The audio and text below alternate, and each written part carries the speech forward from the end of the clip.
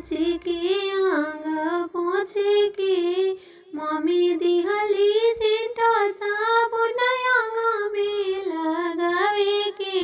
पापा दिहले तौली बाची के अंग पोछे के। पापा दिहले तौली बाची के अंग पोछे के। भाभी दिहली सेंट साबुन अंग में लगावे के।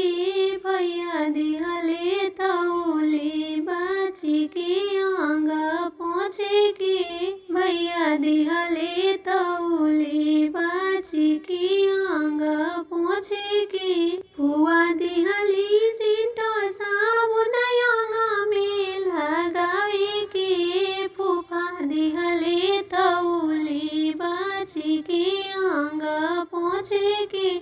फूफा दिहले तौली बाची के अंग पोछे के। दीदी दिहली सेंट साबुन अंग में लगावे के। जीजा दिहले तौली बाची के अंग पोछे के। जीजा दिहले तौली बाची के अंग पोछे के।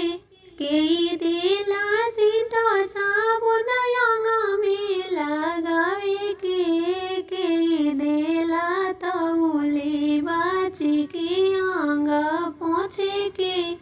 मम्मी दिहली सेंट साबुन अंग में लगावे के। मामा दिहले तौली बाची के अंग पोछे के। मामा दिहले तौली बाची के अंग पोछे के।